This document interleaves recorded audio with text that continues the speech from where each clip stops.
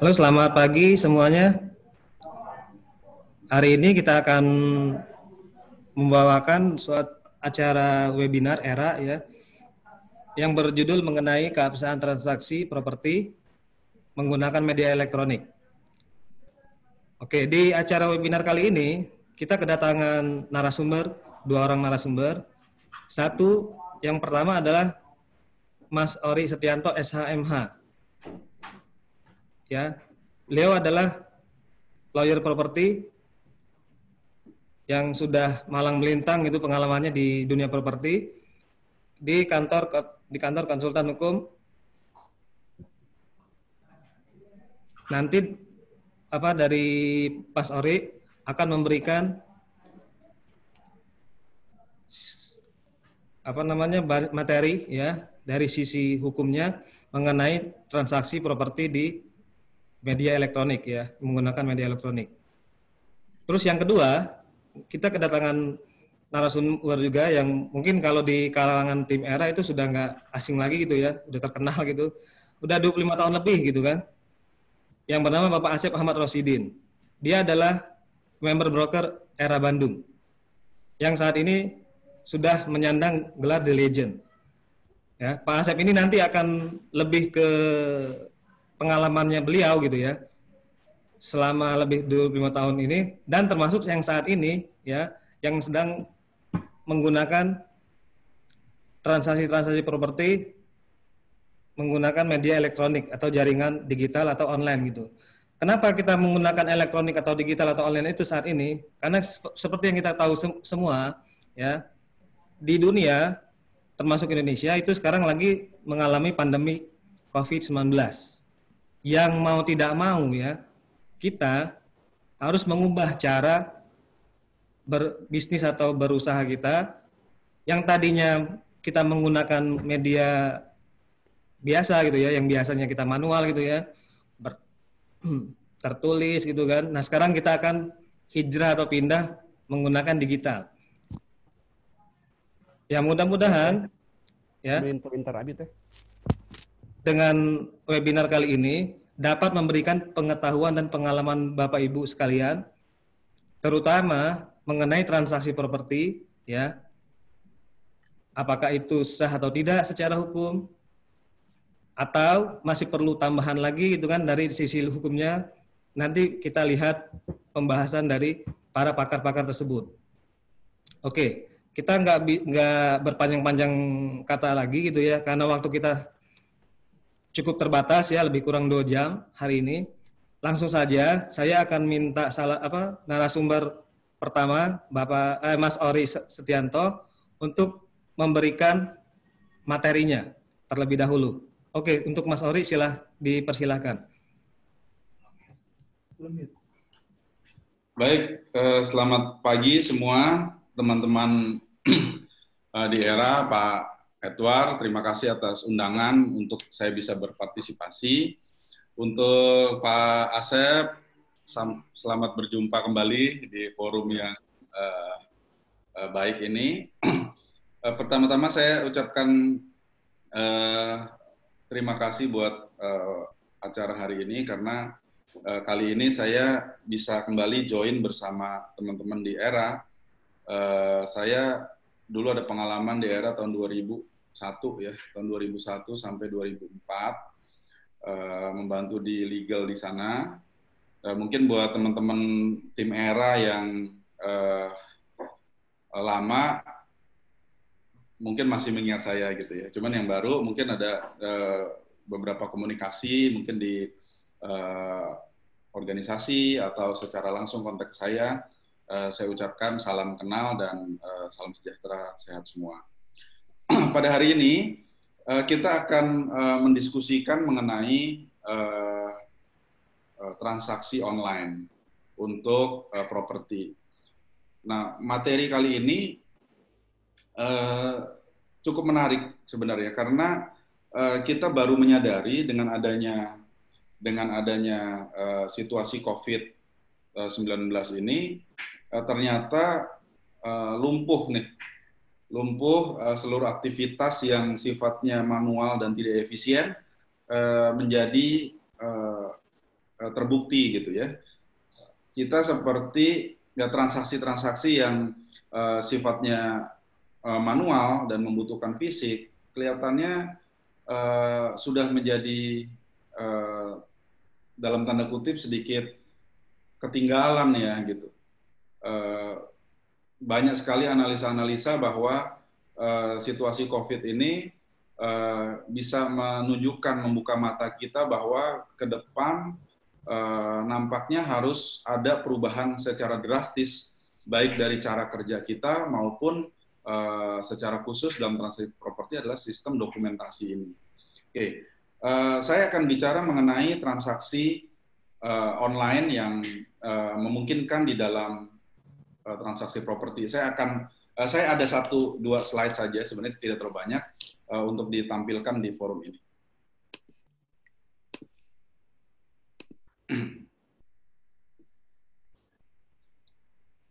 Oke, ini adalah materi saya. Saya hanya sedikit mengenai mengulas beberapa step dan kegiatan yang biasa dilakukan oleh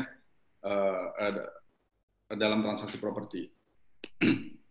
Oke, saya memulai dari kegiatan broker properti. Pertama adalah canvassing dan farming. Saya kurang update apakah hal ini masih cukup kencang dilakukan, mengingat tahun-tahun terakhir ini portal atau marketplace untuk properti cukup banyak dan kelihatannya cukup efektif dipakai gitu.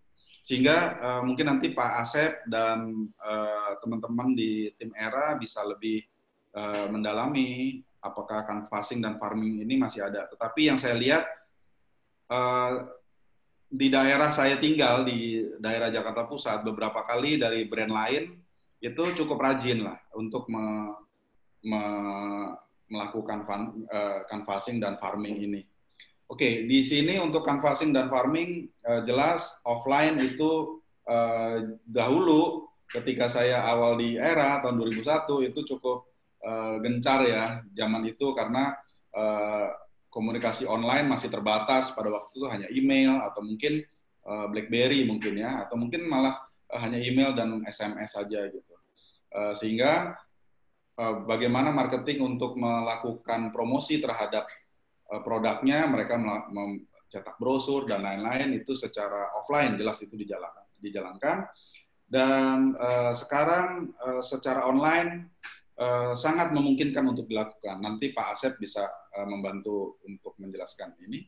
Kemudian untuk listing. Listing, hal yang ingin saya soroti adalah ketika seseorang ingin melisting propertinya, ada suatu dokumen yang menjadi ikatan buat broker, ERA, maupun buat si ownernya yang melakukan listing, baik sewa maupun jual.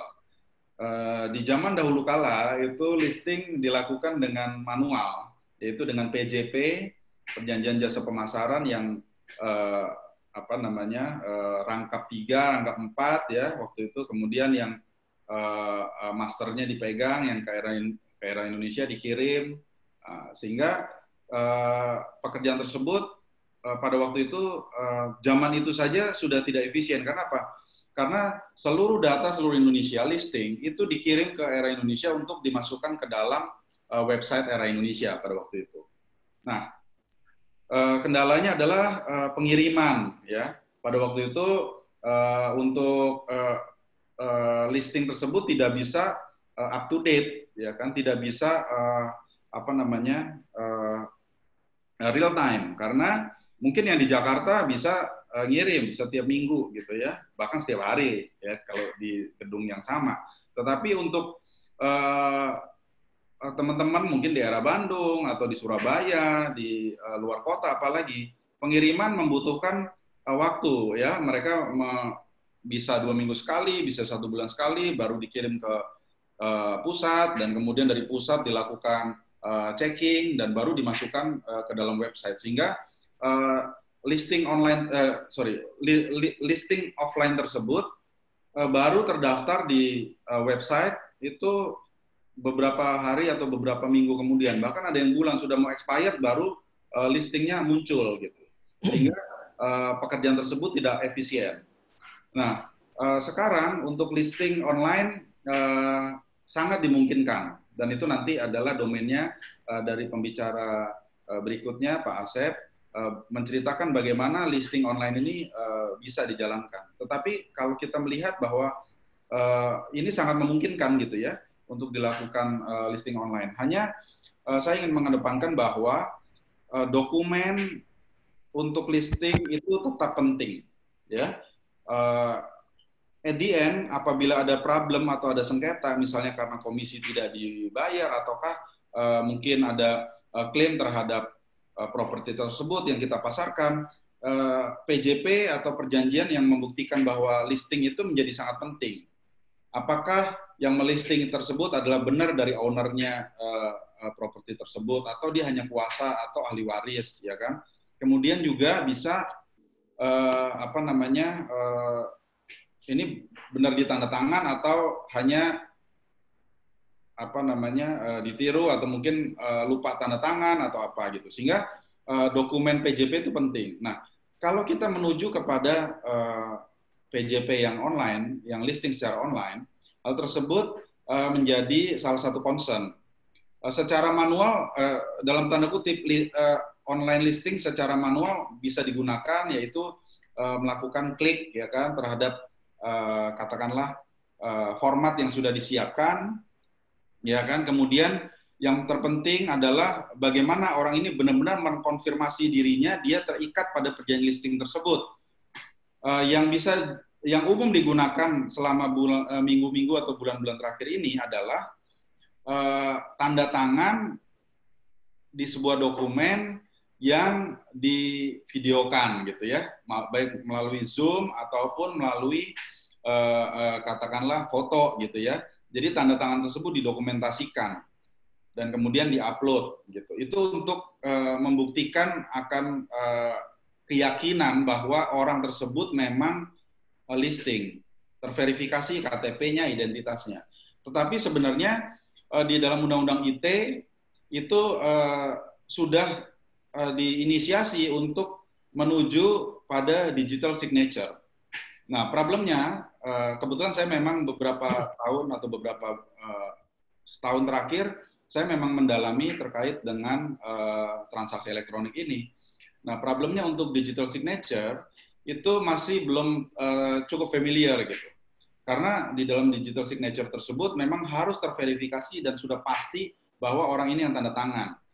Artinya tidak perlu Zoom lagi, tidak perlu foto lagi, tidak perlu ada dokumentasi video, itu digital signature tersebut bisa masuk dan bisa membuktikan bahwa orang itu tanda tangan. Nah, problemnya adalah perusahaan-perusahaan yang melakukan penyelenggaraan digital signature ini, dia harus terverifikasi di Kominfo gitu.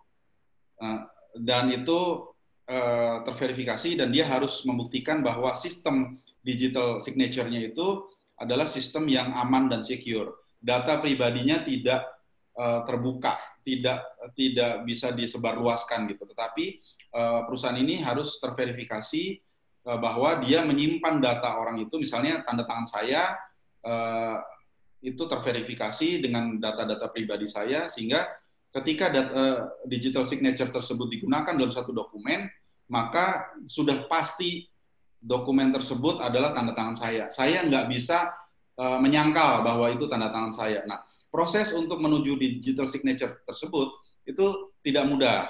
Sehingga perusahaan-perusahaan penyelenggara untuk digital signature memang dia membutuhkan suatu sistem IT dan verifikasi yang teruji oleh Kumham. Tetapi buat saya untuk mengatasi itu, jembatan itu, sementara kita masih bisa menggunakan dalam tanda kutip semi, ya kan, semi digital lah gitu ya. Misalnya dia tanda tangan dengan di video dan lain-lain, minimal itu bisa membuktikan bahwa terdapat rekam bahwa saya benar-benar tanda tangan dokumen tersebut. Kemudian untuk promotion dan marketing, jelas di sini online dan offline bisa berjalan, bisa posting di marketplace, bisa di website, bisa juga melalui sosmed, sekarang cukup sering ya kan memasarkan properti, dan yang offline juga cukup apa namanya cukup bertahan juga ya. Kita tetap bisa melihat bahwa properti tersebut dijual dengan spanduk ataupun dengan signage yang membuktikan bahwa lokasi tersebut di lokasi tersebut atau properti tersebut dipasarkan. Nah, closing di sini memungkinkan untuk online dan offline. Deal online itu memungkinkan ketika orang melihat harganya itu sudah cocok, kemudian jelas bahwa closing itu dibuktikan dengan adanya suatu penyerahan atau pembayaran, itu juga bisa dilakukan secara online. Gitu. Jadi closing ini sangat memungkinkan. Offline pun oke. Buat beberapa pihak yang memerlukan atau afdol untuk closing secara offline itu jelas harus bertemu ya, salaman, shake hand. Gitu. Nah, kemudian kegiatan properti lain yaitu site visit. Nah, site visit di sini memang harus offline ya, maksudnya harus secara fisik melihat. Dan saya memberikan catatan bahwa foto-foto tersebut hanyalah penunjang ya, penunjang untuk site visit.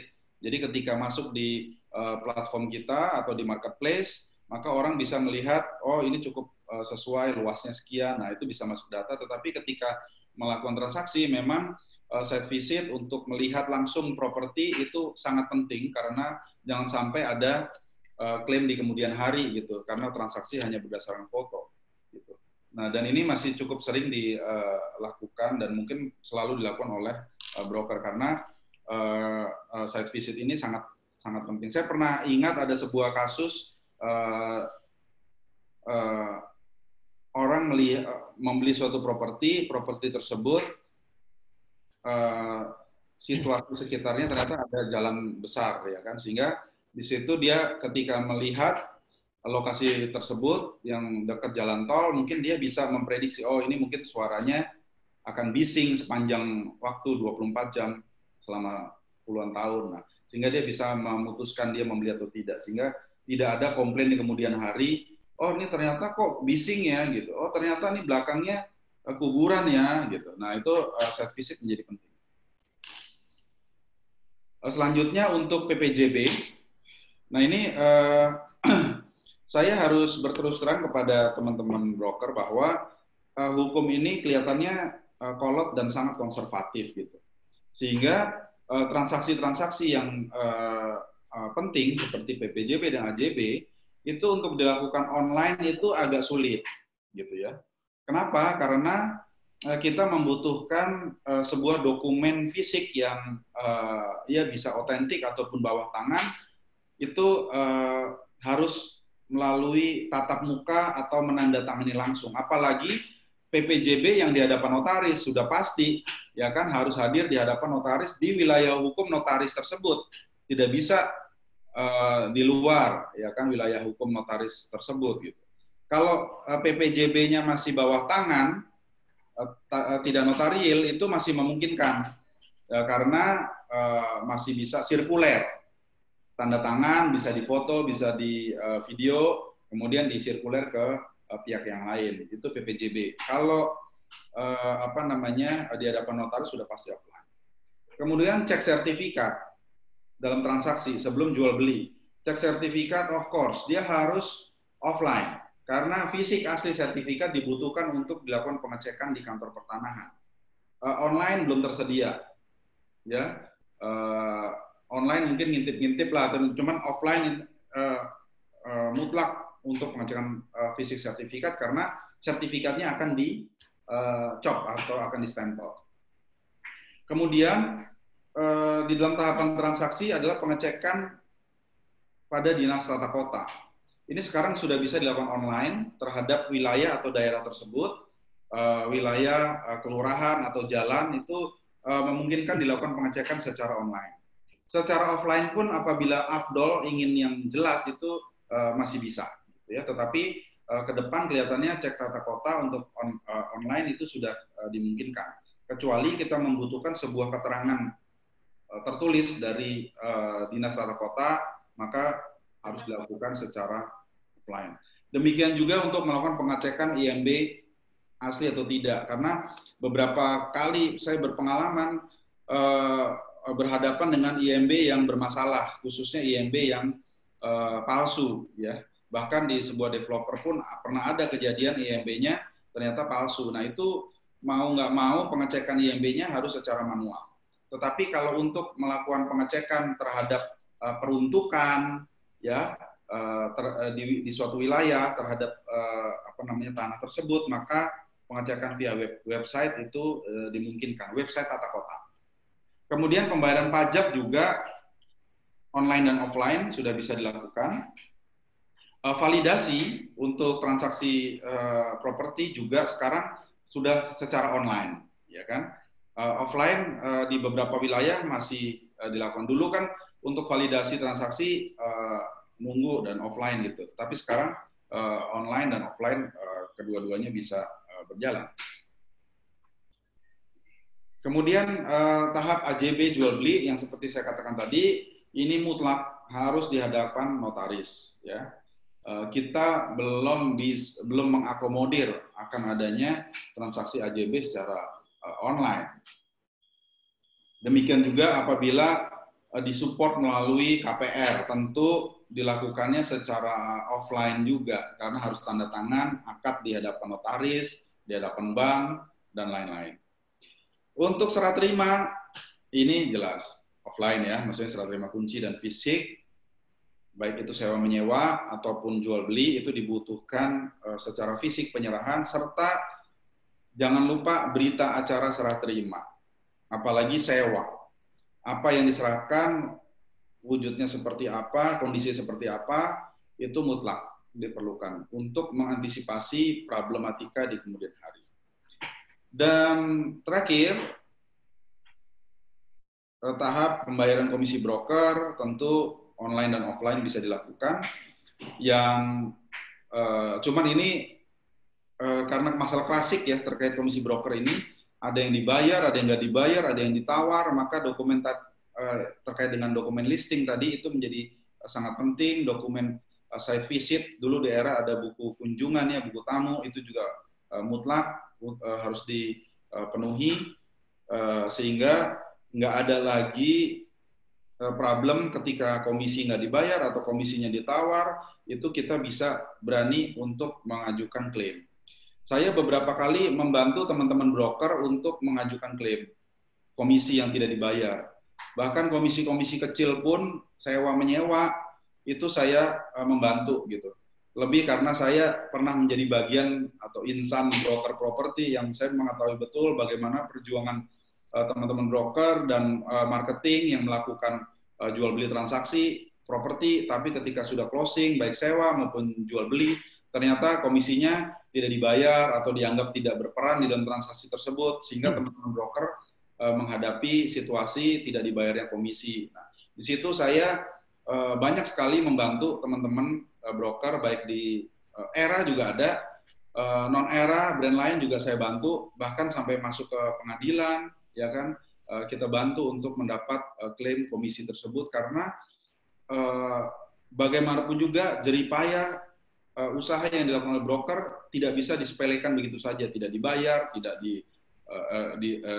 ditawar, kemudian kita menjadi seperti begging dan sulit untuk mendapat klaim properti komisi, sehingga kami akan membantu teman-teman broker yang memang menghadapi kesulitan tersebut. Tapi catatannya adalah di ujungnya dulu, di hulunya listingan itu harus perfect atau sempurna.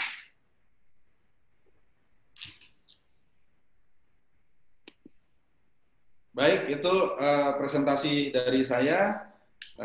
Saya rasa materi saya nggak terlalu banyak untuk online offline ini. Saya kembalikan kepada moderator Pak Edward.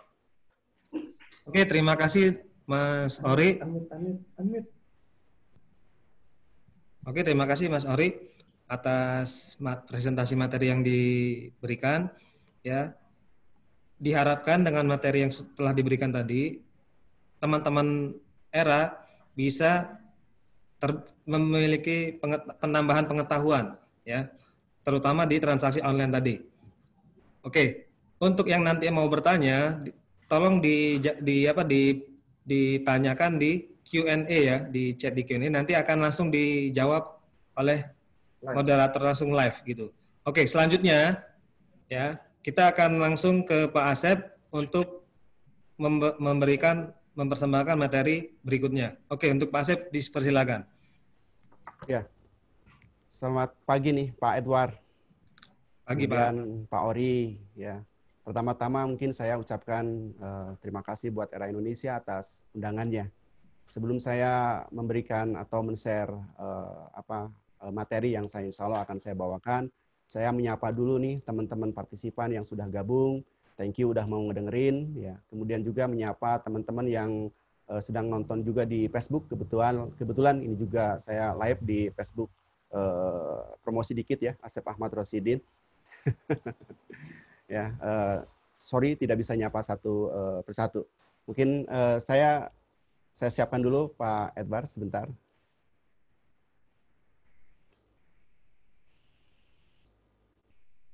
Oke, suara saya kedengeran ya Pak Edward? Kedengeran Pak, silakan Pak, lanjut. Baik, teman-teman semua, pada kesempatan yang berbahagia ini, saya ada sedikit mungkin share ya masalah keabsahan transaksi properti menggunakan media elektronik ya. Tadi mungkin paparan dari Mas Ori sebenarnya cukup detail, cukup jelas ya. Harus kita apa yang boleh atau mungkin apa yang bisa dilakukan secara online. Yang kedua yang tidak bisa dilakukan secara online dari sisi bisnis di dunia properti ya. Nah, Bapak sekalian, maaf.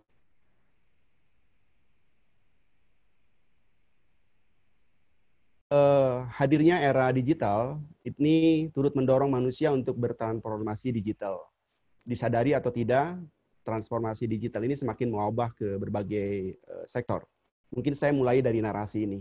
Jadi biar bisa lebih dipahami nyambung dengan apa yang disampaikan Pak Ori tadi ya. Baik di bisnis komunikasi, kemudian bisnis berbasis aplikasi, kemudian fintech, kemudian e-commerce, dan juga termasuk bisnis yang sedang saya lakukan, mungkin teman-teman juga di sini lakukan, yaitu adalah di bisnis properti ya. Nah, Era Bandung pun sama ya. Kita udah hampir 25 tahun dan mau nggak mau ini adalah tuntunan zaman bahwa kami pun harus bertransformasi digital di era Bandung ya. Jadi bukan karena ada COVID saja gitu ya, tetapi memang untuk kedepannya mungkin untuk 5 atau 10 tahun ke depan. Di luar negeri mungkin sudah kalau kita masih 4G, di sana udah 5G gitu ya. Di sana udah serba online, udah elektronik dan segala macam gitu loh. Nah, kita mungkin memang harus mulai, dan narasi ini sebenarnya beberapa pakar IT udah menyebutkan bahwa 5 tahun ke depan Indonesia itu mau nggak mau memang harus bertransformasi digital. Nah, termasuk mungkin Era Bandung yang memang sedang bermain di bisnis broker properti. Mungkin kalau teman-teman properti yang sedang menjalani bisnis ini, kita sudah tahu lah ada tangga komisi ya, inspecting, presentasi listing, kemudian melisting, service listing, kemudian kelola respon klien, deal, kemudian komisi dan transaksi. Nah, apa saja sih yang sudah kami lakukan di di Era Bandung ya terhadap adopsi atau perubahan kami terhadap formal Era Bandung ini. Nah, teruskan yang memang kami sarankan ya. Jadi tidak semua aplikasi yang ada di HP ya, di Play Store itu semuanya di download, tetapi memang harus disesuaikan dengan kegunaan dan manfaat untuk main di dunia broker properti. Wajib itu harus punya. Nah, kurang lebih mungkin yang saya tayangkan seperti ini. Kemudian aplikasi Era Bandung apa aja yang sudah kami buat ya. Jadi mohon maaf Era Indonesia bahwa kami ada beberapa memang mau nggak mau ya, saya tidak nunggu dari atas, tetapi memang harus berkreatif sendiri karena ini sudah tuntutan zaman. Kalau misalkan tidak bisa kalah dengan persaingan karena market sudah semuanya kurang lebih sudah hampir 80% sudah online ya. Contoh penggemar Facebook, penggemar IG itu udah berapa ratus juta yang Indonesia ada di apa namanya itu di sana akunnya. Kalau kita tidak masuk kepada online tersebut akan lebih apa namanya itu kita ketinggalan. Nah, mungkin Pak Ori, Pak Edward, apa yang sudah saya bikin Era Bandung apa namanya luncurkan dalam bentuk aplikasinya. Pertama, saya bikin prospecting online ya. Ini kita sudah bikin dalam bentuk tutorial video dan dalam bentuk PDF. Kemudian yang kedua adalah presentasi listing online. Jadi ini juga sama, narasinya juga dalam bentuk video dan dalam bentuk PDF. Kemudian yang kedua adalah PJP online. Kemudian yang ketiga CME online, promosi online, laporan pemasaran online, surat minat online, surat pesanan online, kemudian activity permarketing online, dan rekrutmen online. Yang tadi Pak Auri sampaikan, masalah PPJB dan AJB, memang saya paham dari awal bahwa itu kita tidak pakai online, karena mau nggak pembeli, pemilik harus ketemu di notaris, harus ada saksi, dan itu tidak bisa diwakili sama apa namanya itu sama online gitu kan. Jadi saya cuma hanya sebatas di surat minat dan surat pesanan, dan itu masih apa namanya itu memungkinkan untuk di online ya. Mungkin kurang lebih contohnya adalah maaf ntar contoh-contohnya mungkin saya di belakang saya sampaikan. Dasar hukumnya mungkin ini bagian Pak Ori ya. Saya sih juga belajar mau gitu apa namanya itu yang pasal 167 disebutkan, ini mungkin Pak Ori lah itu bagiannya ya. Saya tidak bahas ke sini, mungkin bisa dibahas lebih lanjut ya. Pertama, prospecting dan presentasi listing. Saya pikir saya tidak akan lebih jelaskan ini karena sudah paham ya, ini tinggal upload video dan PDF saja. Nah, kemudian yang kedua adalah CME online. CME online juga sama. Jadi sebelum kita melisting dan segala macam, pemilik harus dikasih apa namanya itu advice masalah punya apa namanya itu harga pasaran dan segala macam. Nah, kita bikinnya adalah secara online, kita input datanya. Setelah diinput, outputnya adalah bentuknya PDF dan dikasihkan buat pemilik ya. Dan ini pemilik biasa saya thank you ke kita, listing masuk ke kita. Saya pikir ini secara keabsahan karena apa domainnya ada di kita ya, gitu kan, itu hanya servis buat si pemilik. Nah, satu itu. PJP mungkin yang tadi Pak On dulu betul, PJP masih menggunakan, dan sampai sekarang pun saya masih ada beberapa yang menggunakan, terutama eksklusif ya, menggunakan secara offline. Ya. Tetapi segala sesuatu kenapa ke online? Karena segala sesuatu kalau memang mudah, kemudian bermanfaat buat kita, waktunya tidak terlalu panjang, gitu kan? Kenapa tidak, gitu ya? Kita lakukan. Kadang-kadang pemiliknya, misalkan propertinya di Bandung, pemiliknya ada di Jakarta atau di Surabaya, gitu ya. Kalau dulu mungkin pakai PJP, apa namanya itu, PJP, kemudian dikirim pakai Tiki dan segala macam, atau pakai apa gitu ya. Nah, kalau sekarang sih sebenarnya cukup dengan apa namanya itu mereka mengisi aplikasi gitu ya. Data semua dimasukkan di situ. Baik apa namanya itu foto rumahnya, kemudian apa namanya itu legalitasnya ya, bisa diupload, bisa dipoto, di screenshot gitu kan. Di situ sudah ada aplikasinya. Dan yang paling penting mungkin tadi dari Pak Ori adalah harus ada signature. Cuman mungkin signature ini betul saya paham bahwa ini belum terkonfirmasi ke apa namanya itu ke Kominfo ya, karena kan ini masih dalam apa namanya itu digital yang kita bikin. Harusnya mungkin dinaungi sama Era Indonesia, mungkin itu lebih bagus gitu ya. Kalau ini mungkin aplikasi ini atau misalkan Era Indonesia bikin lebih apa namanya itu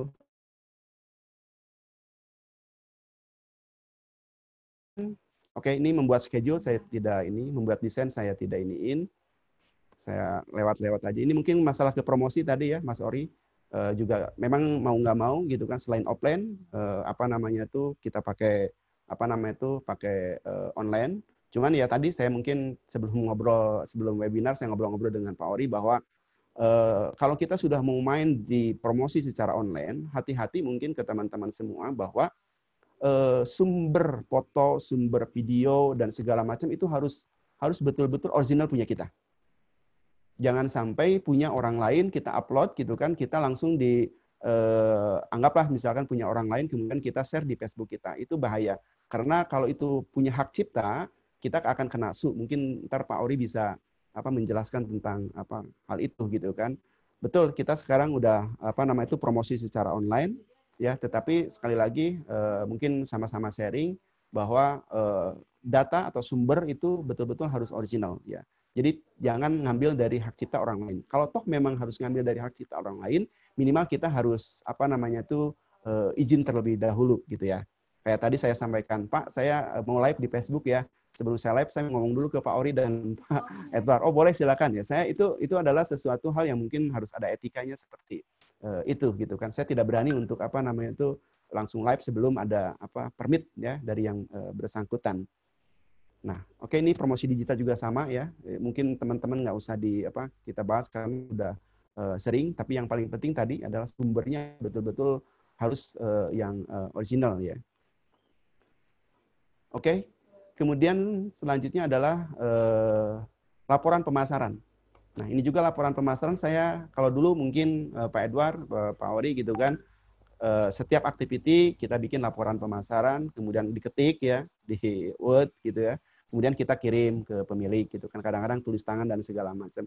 Sekarang marketing dimudahkan ya, dimudahkan gitu kan. Kita tinggal isi laporan pemasaran itu apa yang sudah kita lakukan, tinggal checklist aja, kemudian laporannya bagaimana gitu kan, kita signature, kita tanda tangan, kemudian kita kirim kepada pemilik ya. Itu laporan pemasaran. Nah, kemudian yang kita lakukan selanjutnya adalah bikin surat pesanan. Ya, ini mungkin surat pesanan apa namanya tuh mengarah kepada PPJB ya, mengarah PPJB dan mengarah kepada kesepakatan antara pemilik dan pembeli yang kita tuangkan dalam online. Dan dua-duanya memang ada sekitarnya tanda tangan di sana, ada capture fotonya malah gitu kan, foto lagi bersama atau foto masing-masing gitu kan. Kemudian upload data-data di sana, baik KTP, apa namanya itu, sertifikat juga tetap di-upload balik di surat pesanan itu gitu ya. Kemudian activity marketing, jadi setiap kegiatan marketing juga sama ya, bikin secara online. Jadi kita tinggal lihat laporannya di apa di kita punya komputer di apa di senternya gitu ya. Kemudian online mungkin Pak Eduhar. Ini juga sama ya. Mulai dari pendaftaran sampai ke wawancara, sampai ke apa namanya tuh ke training juga kita melakukan secara apa namanya itu secara online gitu loh. Tetapi terus terang masalah tadi PPJB, kemudian masalah AJB itu mungkin mau tidak mau ya saya tidak bisa lakukan secara online. Tetapi kalau misalkan kayak tadi Pak Mas Ori menyampaikan syarat-syarat untuk transaksi ke BPN, pajak dan segala macam, memang sekarang pemerintah sudah menyediakan secara apa namanya itu online ya. Dan itu apa namanya itu lebih memudahkan apa namanya itu kami kayak pembuatan IMB gitu kan udah online. Jadi semuanya sudah online semua ya.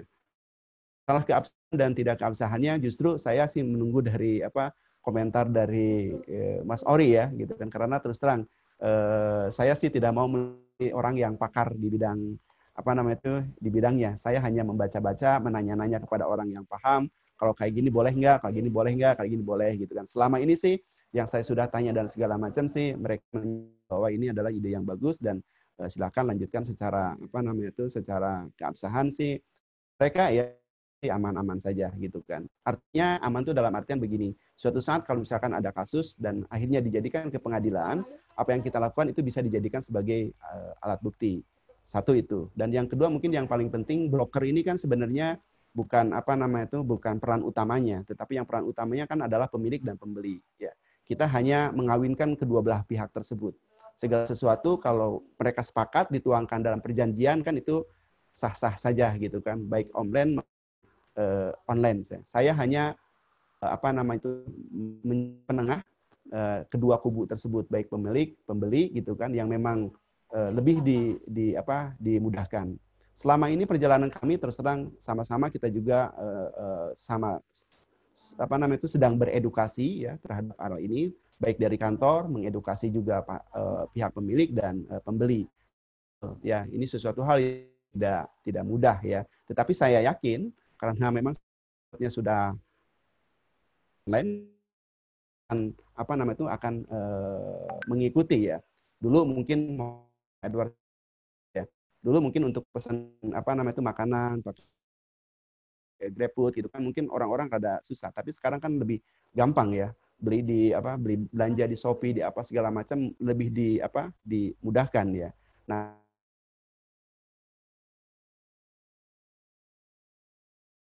hampir semuanya mungkin udah 80% online. Dan menurut data rumah.com, rumah123.com itu 80% katanya penjualan properti datangnya adalah dari dari websitenya mereka. Luar biasa kan gitu. Cuman mungkin sekarang tugasnya Mas Ori nih gitu kan, memberikan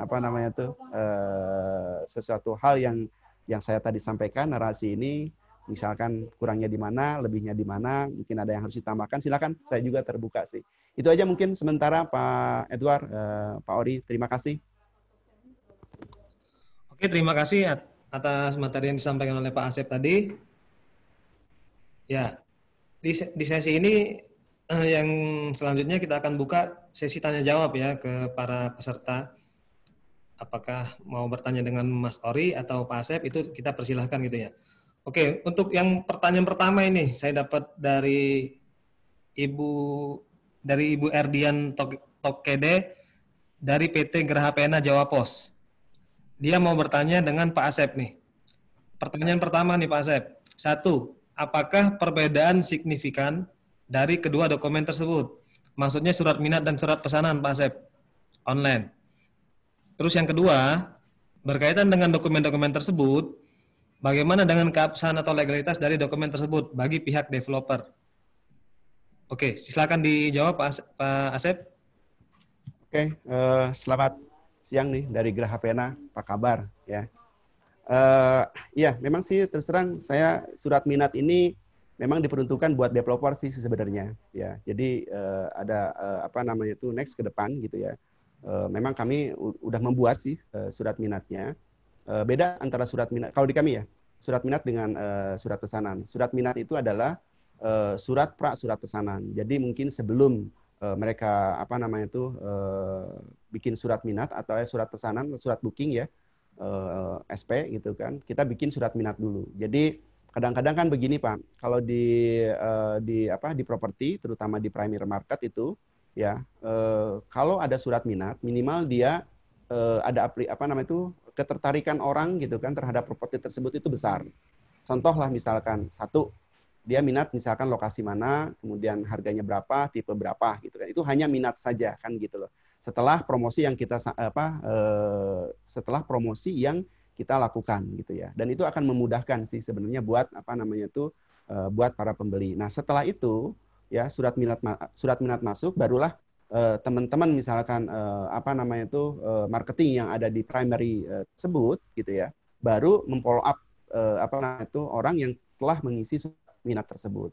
Setelah itu barulah dibikin surat pesanan. Itu sih perbedaannya ya antara surat minat dengan surat pesanan. Karena kami memiliki konten yang berbeda antara surat minat dan surat pesanan. Kalau surat minat itu tanda jadi belum masuk, tetapi kalau surat pesanan booking fee atau tanda jadi itu sudah masuk. Itu mungkin Pak Ori dan Pak Edward. Ya, mudah-mudahan jelas ya apa yang saya sampaikan. Ini bisa saya tambahkan juga nih Pak Asep, mungkin maksudnya dia ini yang pertanyaan keduanya itu apakah surat minat tadi, kalau surat pesanan kan dari developer tuh mungkin bisa diterima kan dari developer. Nah, untuk surat minat, pengalaman Pak Asep sendiri apakah developer mau terima gitu kan keabsahan atau legalitasnya gitu? Oh ya, itu tinggal kita ngobrol dengan developer ya. Aplikasi tersebut kan sebenarnya kalau dengan developer, apakah developer memang berminat pakai aplikasi tersebut. Tapi sebenarnya ini kalau di teman-teman developer yang besar, surat minat ini sudah online semua tuh. Jadi misalkan beli apartemen ya, beli apartemen itu tuh udah, jadi nggak usah lagi ngomong Bapak suka yang mana, minat yang mana segala macam. Dia udah nentuin ya, blok ini, coupling segini gitu kan, lantai sekian gitu kan. Jadi sudah nggak ada, dia minat untuk itu gitu kan. Jadi itu aja sih surat minat itu. Jadi justru akan lebih memudahkan teman-teman di developer untuk memfollow up klien tersebut ya. Malah ada sekarang yang Pak Ori beberapa website ya saya lihat gitu kan, developer punya dia langsung booking fee di situ. Jadi surat minat ini udah langsung ke nge-like mengkompet ke surat pesanan gitu loh. Jadi langsung minat di situ, langsung dia ngasihin tanda jadi, langsung keluarin surat pesanan di situ secara online.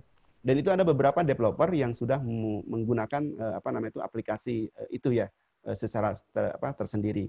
Tapi betul lah, orang Indonesia kan di mana-mana kayak gitu, Pak. Ya, apalagi rumah ya. Biasanya mah walaupun udah ada online, tetap aja pada saat tanda jadi mah harus ketemu dengan developer gitu loh. Gitu aja sih. Itu mungkin Pak Edwan cukup jelas mungkin atau mungkin kurang?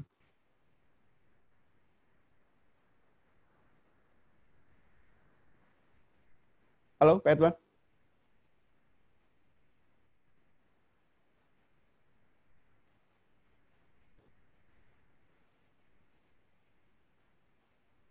Ya intinya begini mungkin kalau saya tambahin sambil apa namanya tuh bagi teman-teman yang mungkin apa bekerja sama-sama developer ya masalah aplikasi tadi misalkan surat minat gitu kan dan surat pesanan secara online itu sebenarnya bisa di apa namanya bisa disampaikan ke apa ke developer.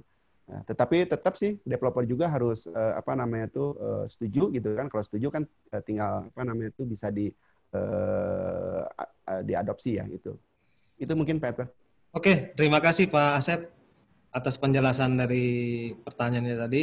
Ini ada pertanyaan kedua dari peserta.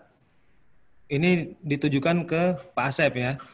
Pertama, bagaimana cara cross-check keabsahan dokumen seperti sertifikat hak milik, PBB yang dimilikan oleh pemilik properti. Terus yang kedua, bagaimana memastikan listing tersebut pernah atau masih menjadi listing agent era lainnya? Oke, pertama setelah ngecek ke aman, apa namanya tuh mereka kan memberikan online kepada kita kan data-data diupload kan, diupload, diupload baik itu sertifikat, kemudian apa namanya tuh KTP dan segala macam. Sebenarnya ini hak pria bahwa itu adalah pemilik properti tersebut gitu ya. Maksudnya sertifikat ini adalah pemilik yang punya KTP tersebut, itu sebenarnya hak domainnya adalah domainnya dari siapa daripada notaris ya sebenarnya gitu loh. Ujungnya sebelum transaksi kan itu harus di-clearance dan segala macam. Tetapi kita sebagai agent gitu ya, mungkin ada tip-tip tertentu ya bahwa apa nama itu saya biasanya melakukan antara KTP antara apa namanya itu nama di KTP dengan nama di apa namanya itu di sertifikat itu kurang lebih sama ya. Tetap ujung-ujung ini harus dicek ke apa ke BPN ya. Sebenarnya untuk mengecek ke BPN tidak harus nunggu notaris sih. Kita pun juga bisa untuk mengecek ke BPN karena sebagai warga negara berhak kan untuk apa melakukan itu gitu kan. Tetapi kan mungkin karena ribet dan segala macam dan pemilik pun juga kadang-kadang juga jarang memberikan sertifikat gitu kan. Akhirnya kan ujung-ujungnya apa main kepercayaan. Tetapi biasanya yang kami lakukan ya, kalau dulu sih kami memiliki orang legal gitu ya, orang legal. Jadi dia yang periksa dan segala macam, maksudnya orang BPN ya. Tetapi beliau sekarang udah almarhum ya, saya tidak lanjutkan gitu. Nah biasanya itu yang saya lakukan ya. Jadi apa cross checknya adalah yang paling simpel adalah nama di KTP dengan nama di apa nama itu di sertifikat itu sama. Satu itu. Yang kedua, yang kita minta juga adalah kalau boleh bukan fotokopian, tetapi mungkin lebih bagus screenshot ya. Screenshot kalau nggak foto apa sertifikat dan itu mungkin akan lebih apa namanya itu memudahkan. Tapi yang paling penting yang paling ketiga adalah mungkin komunikasi kita dengan pemilik. Ya, komunikasi kita dengan pemilik adalah kita juga jangan misalkan ada barang bagus dan segala macam, percaya saja dengan data yang apa namanya itu dikirim ke kita. Kadang-kadang juga saya melakukan secara apa offline juga ya. Dalam artian kita ngobrol dengan pemilik, kadang-kadang pemilik juga suka ngasih tahu nih sertifikatnya. Kadang-kadang kan ke kantor ya, suka bawa tuh sertifikat yang asli mau dijual gitu ya kan gitu. Ada juga yang seperti itu gitu ya. Jadi mungkin komunikasi yang paling penting antara kita dengan pemilik untuk ngecek bahwa itu adalah apa namanya sah dan tidak. Tapi tanda kutip ya, terus terang untuk mengecek ini tetap itu domainnya domain di apa namanya itu di BPN ya yang melakukan kita bisa notaris karena walaupun menurut kita sah dan segala macam pas dicek di BPN bisa aja diblokir orang. Jadi juga tidak menutup kemungkinan bahwa itu sertifikat apa namanya itu bisa diblokir orang. Ujung-ujungnya sih tetap ya apa yang kita punya data itu harus di apa namanya itu dicek ke apa namanya itu ke BPN. Itu mungkin yang apa yang pertama ya, yang pertama. Nah, yang kedua double listing ya. Apakah setelah kita cek untuk ngecek bahwa ini dipunya di orang lain? Kalau di era Bandung sih sudah jelas ya. Kalau di era Bandung itu sudah ada punya aturannya. Karena siapapun yang masuk secara online ke era Bandung, marketing era Bandung, itu yang pertama kan udah jelas jamnya berapa, jam menitnya berapa, duluan. Misalkan eksklusif ya, kita udah punya aturan sendiri, yang open tertulis kita juga sudah punya aturan sendiri ya, gitu loh.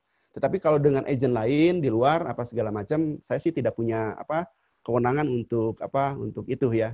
Itu kewenangannya mungkin di Arebi ya, gitu loh ya, di Arebi dan mungkin di Era Indonesia. Tetapi yang saya ini adalah di kantor saja, di kantor Era Bandung, bahwa kita sudah contohlah misalkan eksklusif ya. Ya berarti yang pertama masuk gitu kan, itu adalah yang duluan dan harus ditandatangani sama si pihak pemilik gitu ya. Tapi kalau bukan pemilik yang sesuai di sertifikat, itu juga kita tidak anggap sebagai listing ya. Itu kalau di kantor kami gitu. Itu mungkin Pak Edward, siapa tahu jelas ya. Terima kasih. Halo, cukup dari saya sih Pak Edward. Mungkin Untuk pertanyaan kedua, kalau untuk ke era lainnya itu bisa nanti dicek di websitenya Indonesia. Betul ya. Ya kan? Makanya Kalau saya era lainnya ya. Indonesia. Itu nanti ketahuan masih aktif atau tidaknya, itu gampang kok ngeceknya gitu kan, sudah ada di website. Betul. Thank you, Pak. Kalau untuk yang di luar era ya itu tadi ke Arebi gitu ya. Saya sih domain kita itu. Betul. Oke, sekarang pertanyaan ketiga. Ini untuk Mas Ori ini. Pertanyaan dari Ibu Anne Ratnawulan dari Era Bandung. Ya. Ini untuk pertanyaan ke Mas Ori. Untuk perjanjian komisi, untuk kekuatan hukum, apakah sah cukup tanda tangan di atas materai saja, atau pakai perjanjian komisi di notaris? Untuk antisipasi saja jika komisi agen tidak dibayarkan oleh pihak owner. Terima kasih. Monggo silakan dijawab Mas Ori.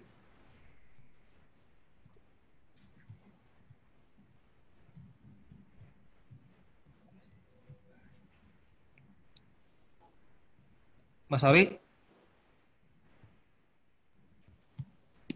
Oke, sorry, tadi unmute. Oh ya. Bu Hana, untuk perjanjian komisi tidak perlu notaril, karena kalau notaril pasti ada cost-nya, belum tentu juga laku gitu ya. Makanya PJP itu sudah cukup sebenarnya, cukup mengakomodir gitu. Dan bahkan di PJP sebenarnya ada beberapa tahapan di mana kita bisa mendapatkan komisi itu. Yang pertama adalah selama masa listing, ya kan. Kemudian setelah lewat masa listing, dengan catatan adalah orang-orang yang memang pernah kita bawa. Gitu. Nah itu sudah cukup untuk mengajukan klaim komisi. Nah problemnya adalah seringkali pembeli ataupun waktunya sengaja dilewatin gitu ya. Nah itu yang beberapa kali kita mendapat case seperti itu. Termasuk juga pembelinya dilewatin pakai perusahaan gitu, yang datang si A, yang beli lewat perusahaan. Nah, tetapi sepanjang dokumen perjanjian pembayaran komisi tersebut tercover di listing, di PJP itu berani saya. Dan beberapa yang sudah teruji di pengadilan, termasuk salah satunya Era di Bogor ya, Era Fajar ya, itu pernah kita bantu juga, walaupun memakan waktu yang cukup lama terkait dengan komisi yang tidak dipenuhi oleh si penjual. Jadi PJP cukup aman apabila dilakukan secara proper. Jangan sampai keliru yang tanda tangan ya, itu nanti ada komplikasi tersendiri tuh. Misalnya ahli waris gitu, ternyata yang tanda tangan bukan owner yang tertera di dalam sertifikat, tapi orang lain gitu. Nah, hal tersebut, teknis tersebut perlu diperhatikan. Jadi secara intinya cukup dengan PJP ataupun perjanjian di bawah tangan untuk mengklaim komisi. Oke.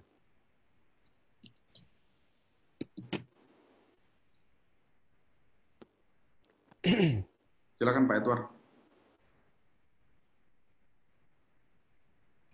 Oke, terima kasih Mas Ori tadi atas jawabannya. Oke, ini masih belum ada pertanyaan baru. Ini saya mau bertanya nih ke Mas Ori perihal yang tadi mengenai PPJB yang harus jadi kalau PPJB di hukum kita kan masih belum bisa diterapkan untuk PPJB digital, Mas Ori ya? Iya. Nah, oke. Bagaimana kalau PPJB itu ditandatangani, PPJB di bawah tangan, bukan kita anggap aja nih PPJB di bawah tangan ya, bukan di hadapan notaris. PPJB itu dibuat di bawah tangan, ditandatangani oleh para pihak, terus dikirim via email gitu. Ya. Nah, berdasarkan Undang-Undang ITE itu kira-kira itu bisa dijadikan alat bukti hukum sudah cukup atau perlu yang tadi namanya tanda tangan digital itu? Ya, Mas Arif.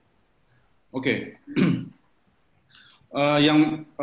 Untuk komunikasi dokumen, saya menyarankan menggunakan email. Jadi bukan via WA gitu ya. Jadi misalnya ya kalau nego-nego harga oke lah pakai WA gitu ya. Tetapi kalau sudah terkait dengan PPJB yang memang mungkin karena suatu dan lain hal nggak bisa ditandatangan, jadi secara fisiknya nggak ada, itu dikirimkannya via email.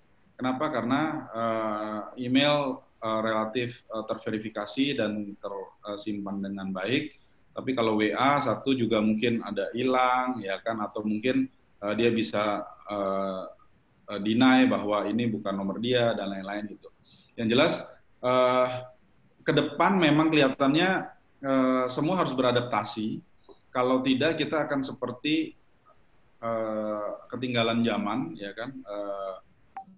Kita adalah dinosaurus ya yang akan tergulung oleh itu. Makanya saya sebenarnya cukup tertarik, tadi saya perhatikan sekali Pak Asep di dalam presentasinya.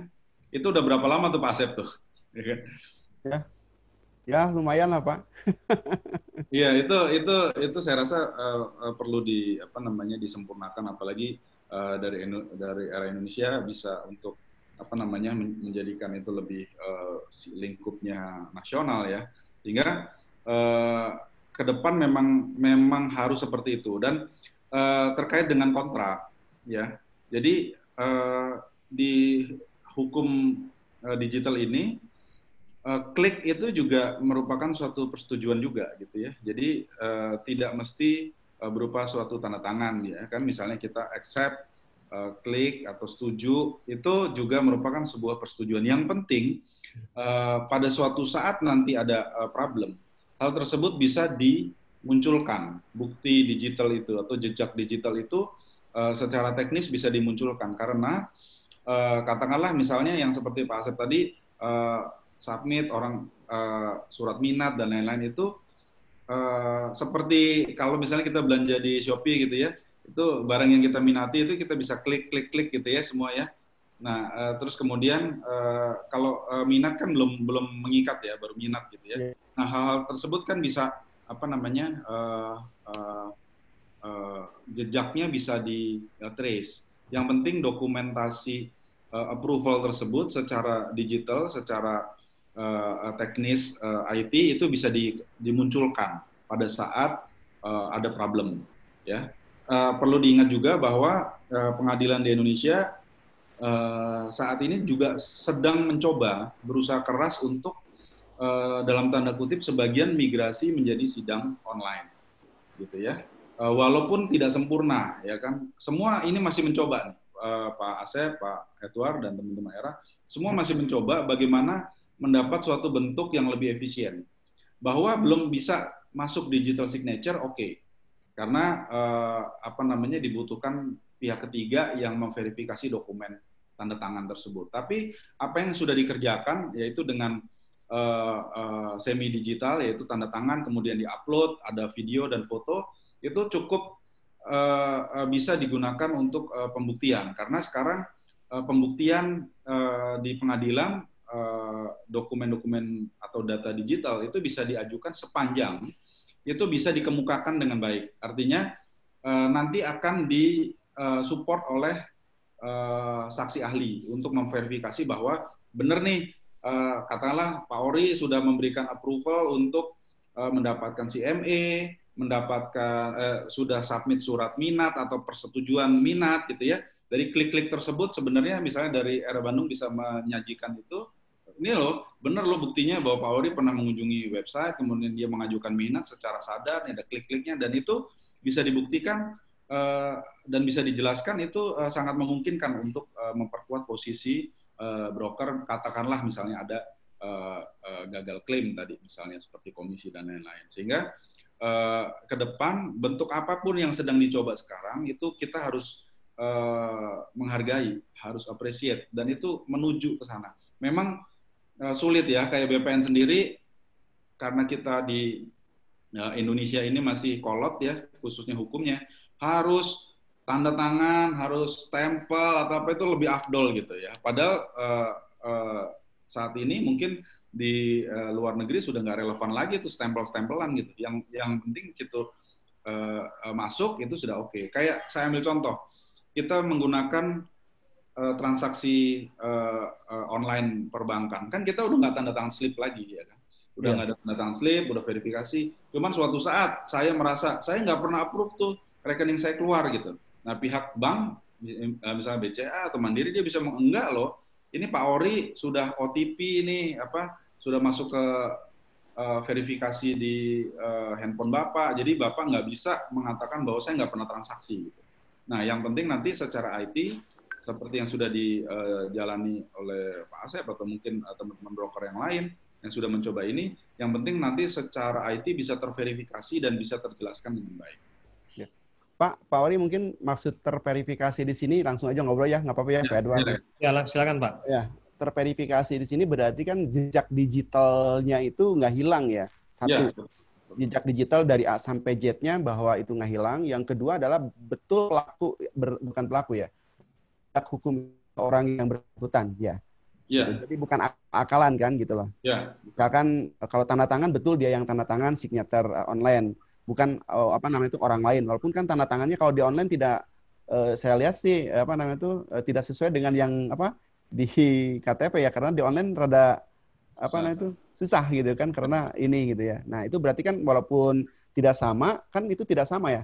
Di KTP nggak sama, yang sesungguhnya nggak sama, tanda tangan saya mah kayak gini, tetapi dia signature di online. Padahal di online kan rada susah tuh. Saya coba-coba memang beda-beda loh Pak. Ya, beda-beda. Ya, tetapi mungkin tadi verifikasinya itu adalah bahwa betul dia yang yang melakukan ya, gitu loh. Dan jejak digitalnya mungkin tidak hilang. Itu mungkin ya maksud verifikasi Pak. Iya betul. Jadi yang dibuktikan kan sekarang sebenarnya mau transaksi gini. Transaksi notaris itu adalah kita sebut sebagai akta otentik. Dia itu terverifikasi keasliannya. Kenapa? Ada pihak ketiga yang memverifikasi itu, yaitu siapa? Si notaris. Saya benar lihat dia tanda tangan. Saya benar lihat dia hadir. Makanya sekarang ada cap jempol, ya kan, foto dan lain-lain. Jadi itu. Nah kalau di dalam IT yang paling penting adalah dan itu pasti bisa, karena ketika Era Bandung misalnya set up sistem ini itu ya kan akan mudah terverifikasi. Dia masuk email atau nomor ya kan, itu sudah bisa dipastikan bahwa yang masuk adalah Mr. X gitu ya. Betul. Kemudian ketika dia klik oke, nah itu semua jejak digitalnya pasti terrecord. Nah itu yang paling penting, sehingga suatu saat apabila ada problem bisa dijelaskan benar loh yang masuk itu jam sekian, detik kesekian, si A. Nah itu kan jejak digitalnya lebih ada. Itu lebih pasti ada. Beda dengan kalau kita manual kan, misalnya kita site visit nih ke satu properti, marketingnya lupa bawa buku tamu gitu ya. Tamu, iya. Nah lupa gitu. Jika ada masalah jadi ribut gitu ya. Saya nggak pernah nengok, nah itu susah tuh ya kan gitu. Kalau jejak digital kan ada surat minatnya tanggal sekian kan. Gitu. Di foto handphonenya hilang ya kan atau apa. Nah itu kan kalau sistem IT itu jejaknya pasti ada. Gitu. Nah sehingga yang saya maksud terverifikasi dan bisa dijelaskan itu Pak. Iya. Makanya saya bilang semua yang saya bikin itu Pak, aplikasi itu memang semuanya terverifikasi masuk ke email semua. Jadi semua data yang itu selain ke sistemnya gitu kan, ya itu juga masuk ke ke email. Misalkan surat pesanan masuk ke email surat pesanan. Jadi khusus tuh, ya. Jadi detik dan segala macam ke ada di sana gitu kan. Ya. Thank you Pak Ori, thank you. Berarti saya lebih lega kalau sekarang. Oke, Mas Ori sama Pak Asep, ini masih ada beberapa pertanyaan lagi. Ini untuk pertanyaan ke Mas Ori nih dari Pak Raymond Gunawan dari Era Geraha. Pertama, jika dalam suatu transaksi jual beli, pembeli pertama sudah proses KPR tapi ditolak bank.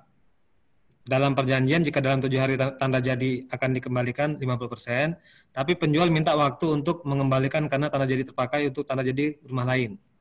Surat adendum seperti apakah yang kita perlu buat untuk mengcover ini? Lalu pertanyaan yang kedua, jika dalam rentangnya waktu ada pembeli lain masuk dan deal, tapi agennya tidak diberitahu terlebih dahulu ke pembeli pertama, apakah ada etikanya harus beritahu pembeli pertama kalau sudah ada pembeli kedua? Karena pembeli pertama menganggap bisa prioritas untuk ajukan KPR lagi, tetapi penjual punya kebutuhan lain, dengan prefer cari pembeli yang bisa bayar cash. Agennya berpikir mau memberitahu setelah proses KPR. Agennya berpikir mau beritahu setelah proses DP berjalan, tapi karena niat baik agen beritahu sebelumnya supaya pembeli pertama tidak berharap, tapi pembeli pertama menganggap hal tersebut tidak benar karena merasa dia dulu. Nah, untuk Mas Hori bisa dibantu untuk jawab dari pertanyaan Mas Raymond ini ada dua. Satu mengenai KPR ditolak oleh bank, ya. Dia minta waktu nih untuk mundur, ya. Kira-kira surat adendum seperti apa yang buat mengcover ini? Terus yang kedua, jika dalam rentang waktunya ada pembeli lain masuk dan deal, tapi agennya tidak diberitahu terlebih dahulu ke pembeli, etikanya ini, ya. Ke pembeli pertama kalau sudah ada pembeli kedua gimana gitu. Oke, silakan dijawab nih Mas Ori. Oke, saya sambil baca ya punya Pak Raymond. Apa kabar Pak Raymond Haragraha? Pertanyaan adalah sudah deal transaksi tapi KPR-nya ternyata ditolak, ya kan? Maka tanda jadi akan dikembalikan 50%. Tapi jika penjual minta waktu untuk mengembalikan dana, maka surat adendum. Oke, ini cukup banyak ya, berulang terjadi suatu transaksi yang KPR-nya ditolak. Nah itu saya yakin di format PPJP, di PPJB, di format PPJB yang teman-teman era pegang itu pasti sudah mengcover tentang transaksi yang ada DP-nya dan kalau KPR ditolak itu apa? Apakah dibalikin full atau tidak gitu. Nah, di sini problemnya adalah mungkin duitnya sudah kepake nih sama ownernya gitu, sehingga dia nggak bisa membalikan tepat waktu 7 hari. Dia pasti minta waktu untuk sekian lama. Nah, adendumnya harus dibuat. Isinya adalah kapan waktu yang bisa ditolerir oleh si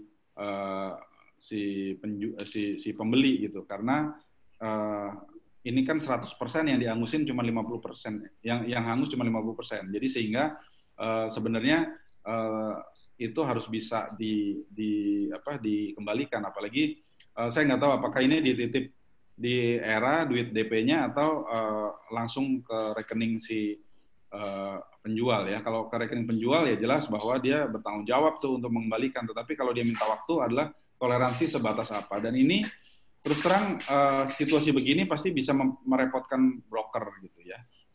Nah makanya jam terbang broker untuk menjembatani ini, memberikan waktu tertentu itu harus akan teruji di situ. Walaupun ini adalah janji dari si owner, tapi mau nggak mau broker harus terlibat nih kelihatannya, turun tangan.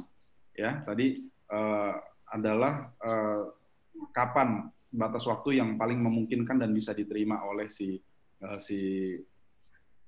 pembeli, si calon pembeli. Karena dia sudah risiko hilang 50% sebenarnya. Jadi sebenarnya sih manusiawi apabila, ya saya kan udah hilang 50%, masa 50%-nya juga dicicil, dibayarnya gitu. Nah itu nanti komplikasi tersendiri tuh. Orangnya rasa digelapkan uangnya gitu ya. Sehingga surat-surat adendum seperti itu adalah konfirmasi kapan. Dan apa sanksinya? Kalau memang dia tidak bisa mengembalikan, apakah sanksinya adalah dia harus kasih jaminan atau tuntutan hukum? Nah itu harus jelas di dalam adendum ini. Nggak terlalu banyak-banyak, tetapi esensi dari perjanjian adalah tempo waktu yang memungkinkan diterima oleh si owner, si pembeli, dan kemudian apa sanksinya apabila itu tidak dilakukan. Itu harus jelas. Jangan hanya bilang, oke, dalam 1 bulan dibalikin, cuma ternyata nggak ada sanksinya. Nah ini jelas nih, ya kan. Jadi harus apakah sanksinya yang bisa double atau apa? Nah itu harus confirm. Kemudian yang kedua, jika dalam rentang waktu ada pembeli lain masuk dan deal, tapi agennya tidak diberitahu terlebih dahulu ke pembeli pertama, apakah ada etika yang harus diberitahu pembeli pertama kalau sudah ada pembeli kedua? Karena pembeli pertama menganggap prioritas untuk ajukan KPR lagi. Nah, ini sebenarnya harus di-clear dulu di awal. Ketika KPR-nya ditolak, dia benar mau lanjut atau mau tunggu KPR, mau apply di KPR yang baru gitu. Kalau dia masih mau tunggu, berarti duitnya masih bisa lah kita tahan dulu gitu. Tetapi kalau dia confirm minta dikembalikan, ya berarti dia nggak prioritas lagi sebenarnya gitu. Nah, etikanya adalah kita berpatokan dari situ. Di addendum itu menjadi penting berarti. Kalau memang si pembeli pertama masih ingin melakukan transaksi dan ingin mencoba bank lain, maka di situ harus jelas-jelas tuh uangnya dikembalikan kapan dan pada periode itu dia masih tetap prioritas. Tapi kalau udah lewat dari itu berarti uangnya hangus 50%. Jadi etika kita sebagai broker adalah menjelaskan secara terang benderang dia masih prioritas atau enggak, dan itu dituangkan di dalam perjanjian addendum. Di sini ada tambahan, agennya berpikir kalau mau beritahu setelah proses DP berjalan, tapi karena niat baik agen beritahu sebelumnya supaya pembeli pertama tidak berharap. Tapi pembeli pertama menganggap hal tersebut tidak benar karena merasa dia dulu. Ya itu tadi, pada saat KPR pertama ditolak, dikonfirmasi lagi, ini benar hangus 50% atau you mau coba lagi, gitu. Ya kan? Tetapi harus ada batas waktu juga, karena tempo KPR pada zaman ini tentu tidak akan terlalu cepat gitu ya. Kira-kira itu Pak Edward. Oke, ini Mas Ori ada yang mau bertanya langsung nih live. Bisa diizinkan Mas Ori? Ya, silakan. Oh, silakan. Oke. Dinyalakan dulu. Halo. Halo. Ya. Iya. Selamat siang, Mas Ori. Selamat siang. Ya, mau bertanya. Kebetulan saya tuh ada deal dengan di salah satu lokasi di Bandung. Nah, dalam rentang perjalanan itu ketika proses clearance ternyata ada blokir dari kejaksaan. Klien saya beli itu di tahun 2016. Nah, sementara ternyata ada blokir itu ke BPN itu di tahun 2017. Nah, setelah kita selidiki, cari tahu ke BPN, apa sih yang menjadi masalah itu sampai diblokir? Ternyata masalahnya itu adalah pemilik lama yang mungkin dulunya beliau sempat punya utang pinjaman dengan salah satu bank di Indonesia, lantas itu menjadi aset yang disangkut pautkan gitu. Nah, sementara tahun 2016 itu aset itu kan sudah balik nama ke klien saya. Nah, 2017 itu diblokir. Nah, apakah kalau setelah proses itu, proses selanjutnya yang harus kita lakukan untuk membuka blokir, memberitahu kejaksaan bahwa memang itu sudah tidak ada sangkut pautannya dengan pemilik yang sebelumnya, itu gimana ya Pak? Atau caranya yang lebih bagus gimana gitu? Oke.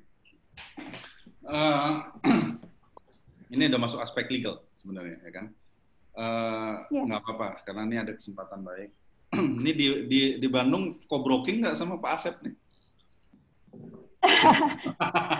Pak Asep member broker saya, Pak. Oh iya. Oke. Saya tahu kasusnya. Oke. Tahu kasusnya. Oke. Jadi kalau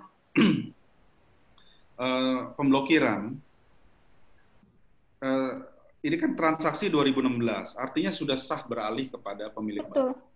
Betul. Ketika 2017 ada pemblokiran dari aparat hukum, itu terus terang saya mengalami juga kasus-kasus yang pemblokiran yang dilakukan oleh institusi pidana ya, polisi, jaksa, KPK. Gitu.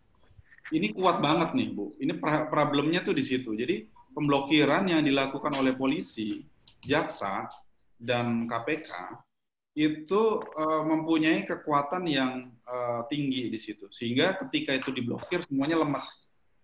BPN pun ketika ini barang ini diblokir oleh aparat penegak hukum, dia nggak mempunyai, saya melihat tidak mempunyai daya tolak. Berbeda halnya apabila yang melakukan pemblokiran adalah swasta. Terkait sama utang piutang diblokir atau ahli waris diblokir, itu sulit sekali untuk melakukan pemblokiran. Sehingga saya melihat apabila diblokir oleh kejaksaan, umumnya di situ memang ada problem yang serius, apakah itu terkait pencucian uang atau penggelapan atau apapun mengalir sehingga terdampak di properti tersebut. Itu penjelasan pertama.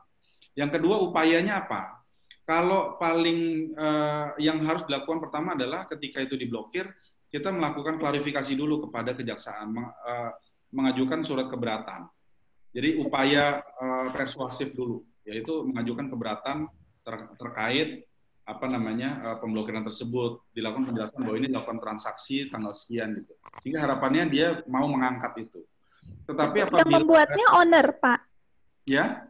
Yang membuat surat klarifikasinya itu owner atau pihak BPN? Owner klarifikasi ke jaksa. Ke BPN karena peralihan ini udah tahun 2016 gitu. Seharusnya ini tidak dicatatkan sebagai pemblokiran.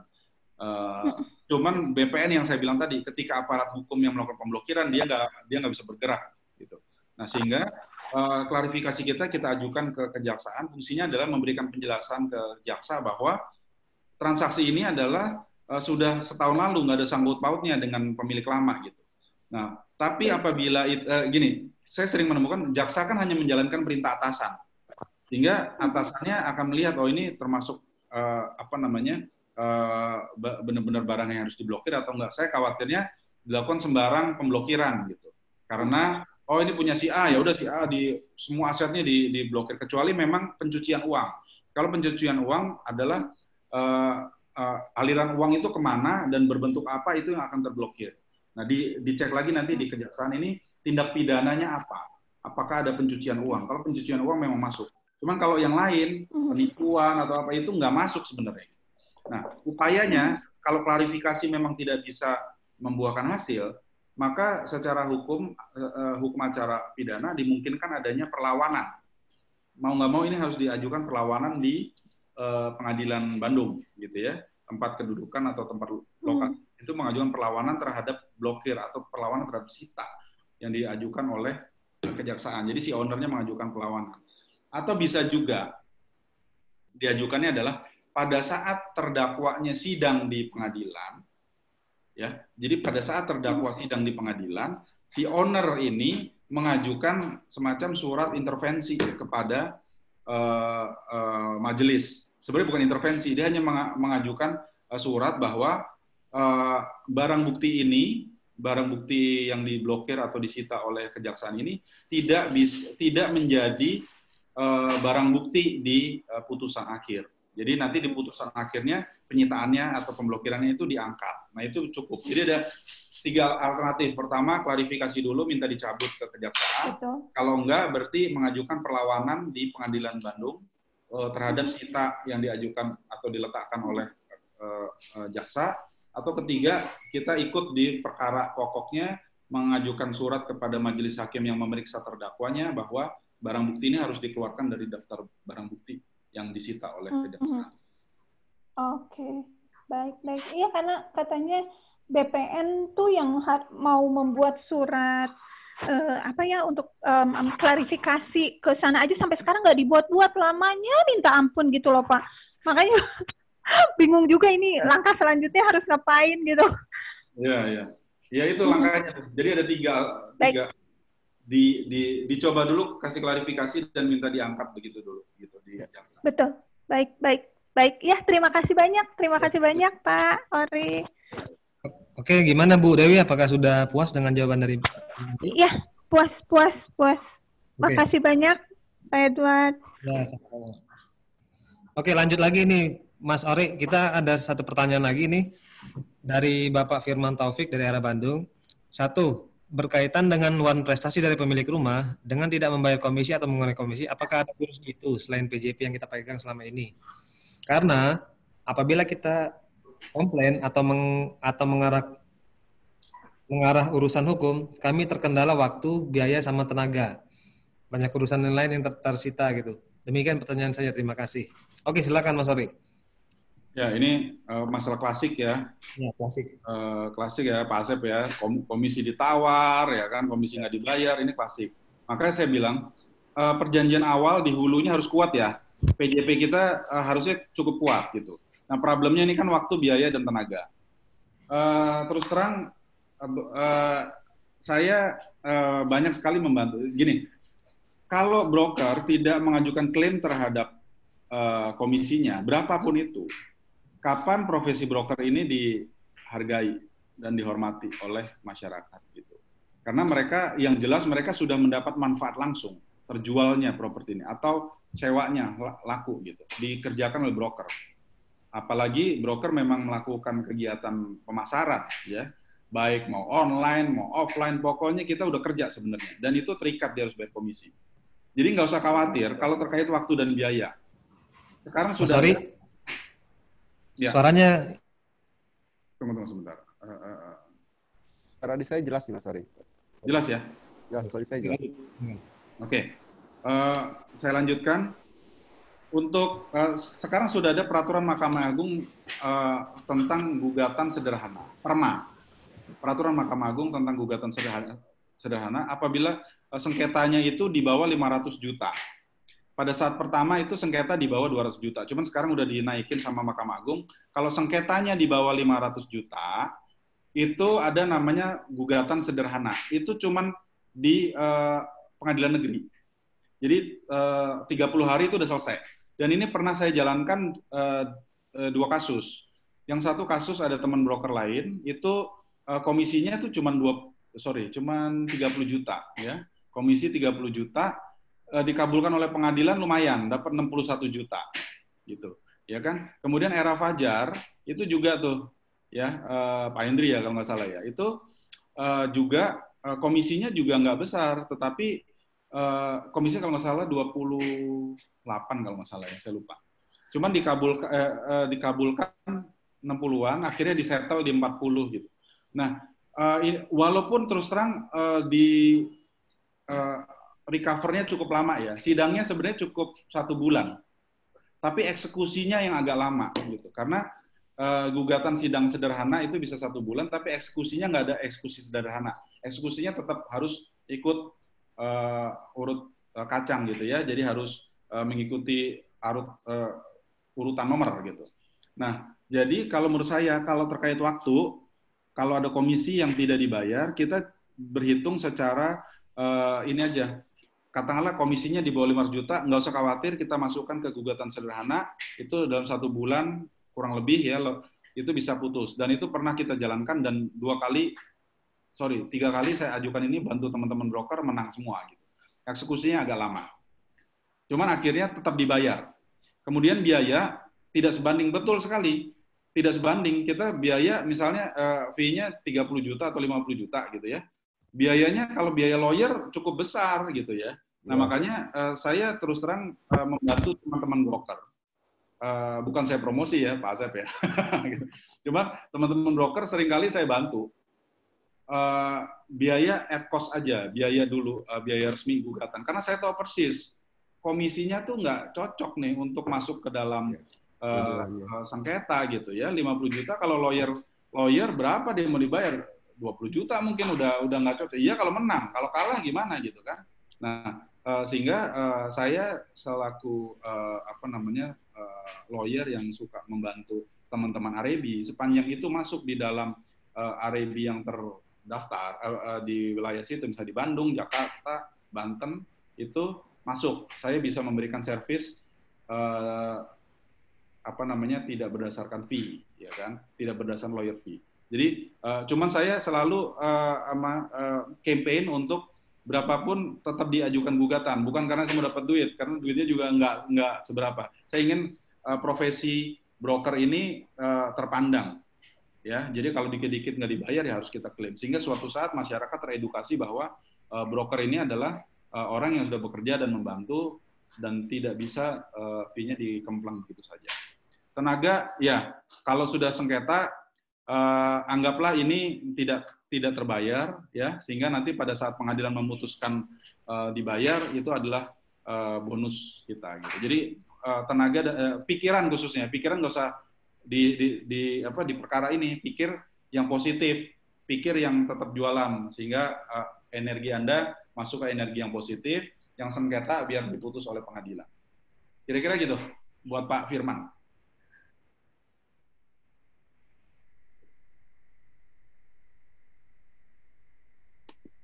Silakan Pak Edward.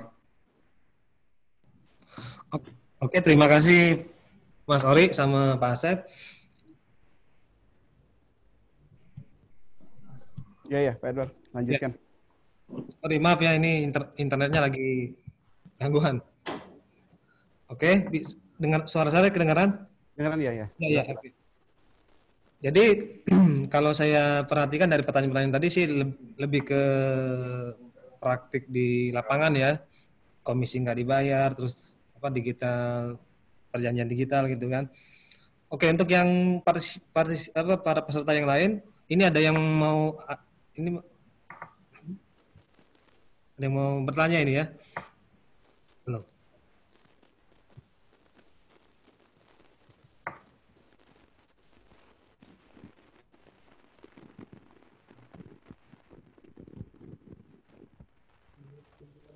Ayo Pak Yus, silakan bicara Pak.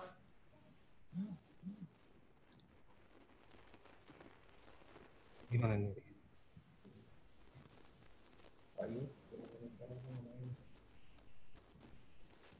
Halo Pak Yus, silakan.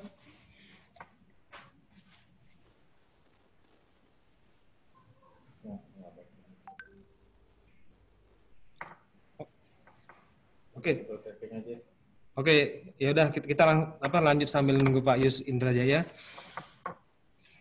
Tadi apa menarik tuh yang dibicarakan oleh Mas Ori tadi mengenai gugatan sederhana ya.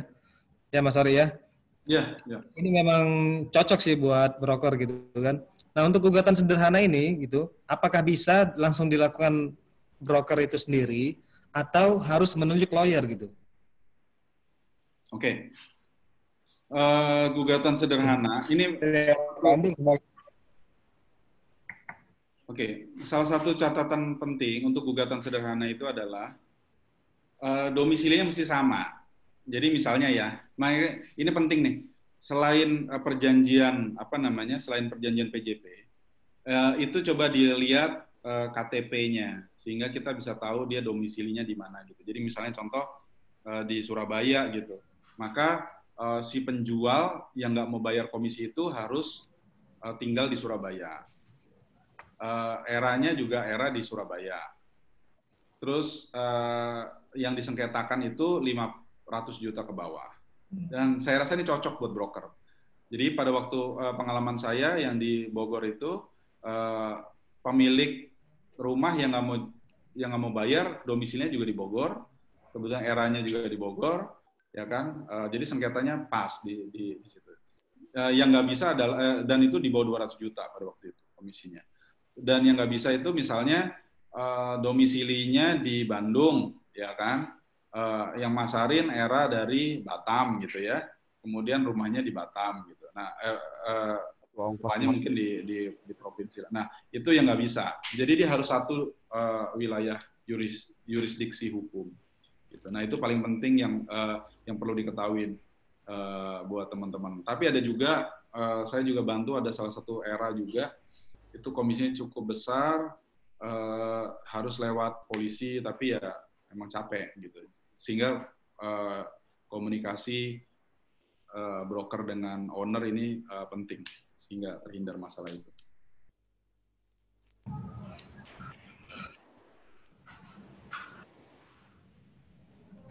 Silakan Pak Edward. Oke, maaf ya tadi internetnya lagi gangguan gitu. Bisa login lagi nggak, Mas? Ini bisa. Ini udah nyala. Udah, Pak Edward. Oke. Ya, maaf nih para peserta dan Pak Asep sama Mas Ori itu tadi agak ada lagi gangguan. Yang jadi untuk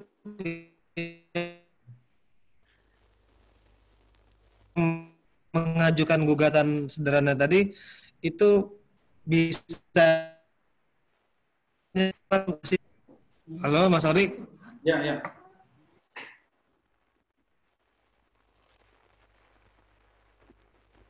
Suaranya nggak jelas, Pak Edward.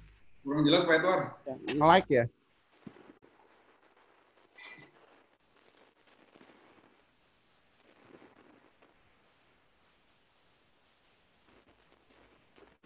Sambil nunggu Pak Edward, Pak Ori, berarti ngobrol aja ini mah. Berarti memang di bawah 500 itu ya. Kalau di atas 500 nggak bisa ya itu ya. Ya, komisi ya, bukan nilai transaksi. Oh, komisi ya, berarti. Oh, Komisi, oke. Komisi. Jadi komisi ya? broker kalau di bawah 500 juta itu sengketanya cocok Pak di sini. Betul. Siap. Kalau properti di bawah 500 juta ya. Iya, makanya komisi ya. Makanya tadi sih kok komisi. Kalau komisi sih menarik sih. Sengketa komisi di bawah 500 juta. 500 juta ya. Itu cuman pengalaman saya 25 hari Pak putus. Oke. Cuman tadi kan legalitas segala macamnya memang harus clear dulu ya. Iya Pak. Jadi misalnya tadi domisi si owner sama dari broker atau sama aja di wilayah hukum pengadilan yang sama dan sengketanya di bawah 500 juta. Jadi kalau di Bandung sih itu mungkin bisa berjalan tuh Pak. Jadi yang kecil-kecil yang komisi-komisi nggak dibayar kita cobain aja Pak Asep. Boleh Pak, siap. Saya juga sering ke Bandung juga Pak nanti ya. Nanti siap lah Pak, siap. Kita ngobrol kalau ada itu kita bisa masukin karena di situ sidangnya tidak perlu pakai lawyer, tapi kalau untuk lawyer juga nggak apa-apa gitu ya. Tidak perlu lawyer. Pernah ada salah satu teman broker saya sengaja nggak pakai lawyer. Jadi saya di situ jadi ahli, jadi saksi saya di situ. Ya kan, tapi yang menggugat kan member broker tersebut kan? Nah, yang menggugat member brokernya. Oke. Kemudian saya waktu itu saya setting saya nggak jadi lawyer tapi saya jadi saksi di situ. Oke. Ya. Cuma mungkin harus dilihat dulu ya kemungkinan konsultasi, kemungkinan menang tidaknya ya. Kan mungkin ada peluang-peluangnya. Ya, peluang. Cuman kalau yang perdata itu sepanjang dokumennya kuat, pengalaman saya Pak, ada 3 kasus yang saya pegang. Teman-teman broker salah satu era itu menang karena PJP kita cukup kuat gitu ya. PJP, yang penting PJP tanda tangan lah dan nggak expired ya. Jadi maksudnya jelas nih periode ini kita udah kerja, dia nggak bayar, ya udah dia harus bayar gitu karena ada PJP. Nah tadi terkait dengan yang online tadi, saya rasa Pak Asep itu nggak perlu khawatir karena Pak Asep kan dokumentasi tanda tangan perjanjian itu kan tanda tangan dan diupload ya Pak ya? Diupload ya. Diupload terus dia dikasih suruh foto tanda tangan atau tanda tangan langsung di HP Pak? Oh di HP ya Pak ya? HP ya. Terus disubmit sama dia. Oh ya. Dan itu ada fotonya atau enggak? Ada fotonya, ada foto capture-nya. Kita lagi nggak bagus. Kalau mau foto capture Pak. Jadi dia dipoto sendiri, cekrek gitu kan. Jadi pemilik yang tanda tangan itu diminta kita foto gitu kan secara itu cukup kuat tuh Pak. Kalau misalnya one day ada problem itu juga kita coba Pak. Karena boleh. Di pengadilan itu hal seperti ini sekarang memang sedang diuji ya, tetapi sepanjang bisa membuktikan tadi jejak digitalnya listing tersebut ada, saya rasa itu kuat gitu ya. Yang kalau dari kan jejak digitalnya ada, capture-nya ada, dan yang login juga sudah pakai email dia gitu kan. Cuman mungkin pertanyaan satu Pak Ori. Nah sekarang tuh di pengadilan ya, ada beberapa yang memang mereka masih pakai narasi yang lama. Setiap kesepakatan itu harus ada materai di situ Pak. Nah keabsahannya gimana itu kan? Materai itu bukti harus dimaterai. Jadi tidak memang di Undang-Undang Biaya Materai itu ada surat-surat apa saja yang wajib bermeterai, ya. Surat-surat apa saja yang wajib bermeterai itu ada gitu. Tetapi meterai itu sekarang ada yang meterai apa namanya yang langganan perusahaan itu ya. Ada juga apa namanya Posindo. Cuman memang Pak untuk yang digital yang online ini kelihatannya kita masih perlu waktu menunggu Posindo untuk ready untuk pemeteraian secara online, khususnya bisa dipakai di sektor-sektor swasta kayak kita gitu. Nah, di pengadilan memang membutuhkan bukti yang dimeterai. Jadi buktinya nanti yang tadi jejak digital itu, materai gitu kan? Kalau nggak mau itu harus di print, ya. Kan baru ditempel meterai, distempel sama kantor pos. Nah itu yang namanya dimeteraikan. Jadi masih oke sih Pak, masih oke. Jadi bukan sumbernya termaterai kan, tetapi alat buktinya. Alat buktinya nanti di print, dimaterai. Dicap materai, siap.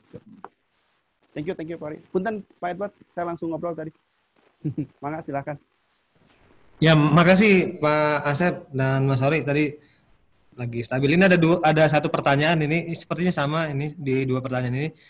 Jadi di masa pandemi ini beberapa klien tidak bisa atau kesusahan untuk datang tanda tangan PPJB atau AJB ke Semarang, terutama klien yang tinggal di daerah-daerah yang PSBB seperti Jakarta. Secara legal, apakah sah jika berkas dikirim ke Jakarta untuk ditandatangani klien dengan dokumentasi video? Ini lebih ke Pak Ori nih kayaknya, keabsahannya apakah sah gitu. Dari Emi Era Atlas. Oke, silakan Pak Ori, mohon dibantu jawab. Panjang PPJB masih di bawah tangan masih oke, kalau AJB nggak bisa. Nah itu makanya tadi itu solusinya udah dibuatin sama Pak Asep. Solusinya udah ada online. Kelihatannya memang ke depan pesanan online dengan PPJB online bisa sih, tapi PPJB-nya di bawah tangan. Ya, PPJB-nya di bawah tangan ya Pak ya. PPJB di bawah cuman ini pertanyaan apakah bisa dikirimkan? Oke, bisa dikirimkan. Apabila klien tanda tangan didokumentasikan video itu menjadi tambahan yang menguatkan. Tapi alangkah lebih bagusnya pakai aplikasi ya Pak ya. Lebih udah tertata tuh. Silakan Pak Asep, mungkin ada tambahan untuk yang PPJB ini contohnya kayak gimana dalam praktek yang Pak Asep jalankan? Ya sih, memang saya sih baru sampai di surat pesanan ya, belum belum ke ranah PPJB, karena PPJB itu tuh kalau surat pesanan kan narasinya sama ya, kurang lebih standar gitu Pak. Tetapi kalau di PPJB itu narasinya adalah memang kesepakatan kedua belah pihak. Jadi memang kalau di online memang itu memerlukan support yang luar biasa kan dari sisi sistemnya gitu. Nah kalau saya sarankan sih kalau memang kayak gitu ya memang di bawah kalau memang tidak memungkinkan ya itu di bawah tangan. Tapi tetap ujungnya online ya, intinya dibikin kesepakatan dulu bersama gitu kan, kemudian baru dikirim ke kedua belah pihak, oke disetujui ya. Secara mungkin kalau di bawah aja kita jalanin juga ya. Kadang-kadang kan ada kontrak sewa juga sama tuh Pak Ori. Ya pemiliknya di Jakarta, pembelinya di Bandung. Nah ini tapi kan kita kirim ke Jakarta, tanda tangan gitu ya. Kita balikin tapi dilegalisir sama notaris. Tapi ujungnya itu adalah memang di bawah kesepakatan di bawah tangan gitu ya. Tetapi kalau memang tidak di bawah tangan, memang mau nggak mau sih harus di hadapan notaris. Saya sih tidak mau melanggar itu gitu. Pak Ori itu aja mungkin dari saya. Oke. Pak Asep sama Mas Ori, terima kasih atas jawabannya tadi. Kita sekarang sudah di penghujung acara gitu ya. Mungkin dari Pak Asep sama Mas Ori bisa memberikan statement penutup gitu, closing statement untuk para peserta mungkin. Silakan Mas Ori dulu yang lebih muda. Oke, ini saya ada yang Era Atlas sedikit karena beberapa notaris tidak berani kirim dokumen PPJB AJB ke luar kota tersebut. Hanya disarankan bikin kuasa notaris. Oke. Jadi ini kembali ya untuk AJB kita masih klasik harus fisik datang ke PPAT. Saya juga nggak menyarankan dan notaris yang berani mengirimkan AJB sirkuler itu salah ya kan, itu hati-hati itu. AJB harus di hadapan notaris atau harus di hadapan PPAT di wilayah hukum itu. Nggak bisa akte AJB-nya dikirim ke Semarang, itu nggak bisa, itu salah. Ya, jadi itu berbahaya. Kemudian closing, saya menekankan bahwa ke depan ini insan broker properti memang harus semakin menyadari bahwa banyak pekerjaan kita yang lebih efisien apabila dilakukan secara online. Yang sudah dikembangkan itu sangat baik dan mulai nanti dimasukkan tadi, diadaptasi lagi, misalnya ada perlu digital signature atau apa ya kan. Tetapi tanpa digital signature pun itu sekarang oke, ya kan, sudah cukup oke dan sudah bisa menjadi pembuktian yang baik nanti di pengadilan apabila diberikan. Sehingga kita mau nggak mau ke depan harus berubah menjadi broker yang up to date dengan teknologi. Biarkan notaris dan BPN tertinggal gitu. Cuman broker tetap harus maju ke depan dengan wawasan dan cara kerja yang baru dan efisien. Saya rasa itu, Pak Edward. Oke. Pak Asep, silahkan untuk closing statement-nya. Oke, ya teman-teman semua, kita sudah hampir sejam 42 menit ya kita bergabung.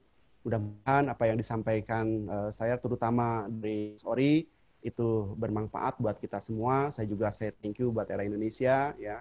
Kemudian saya thank you juga buat Mas Ori. Kemudian saya thank you juga buat teman-teman yang sudah mendengarkan, juga teman-teman di Facebooker ya.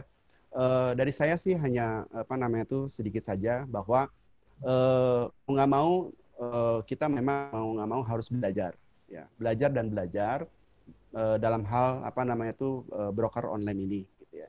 Karena kalau tadi yang seperti Pak Ori sampaikan, kalau tidak gitu kan kita akan ketinggalan. Tetapi mungkin belajar di sini yang paling penting adalah kan pasti ada prioritinya ya. Saya setuju bahwa aplikasi kita pakai gitu kan, semua kita pakai, tetapi mungkin ada yang menarik sekali yang memang kadang-kadang sih lupa ya, adalah masalah keabsahan ini ya. Karena saya terus terang bahwa yang keabsahan ini justru buat saya adalah sesuatu hal yang sangat menarik ya. Karena adalah ujungnya di sini. Kalau kita tidak absah, tidak segala macam, malah kita susah ntar untuk dapetin komisinya. Bener nggak Pak Ori ya? Justru mungkin belajar semua ya, promosi digital dan segala macam, ini segala macam, tetap mau nggak mau ya, masalah keabsahannya juga ini kita harus lebih diprioritikan. Jangan sampai ini dijadi nomor ke-10 gitu ya. Itu mah gampang gitu. Itu padahal justru keabsahan itu, legalitas properti itu, kalau saya di kantor dari sejak awal sampai sekarang itu adalah nomor pertama.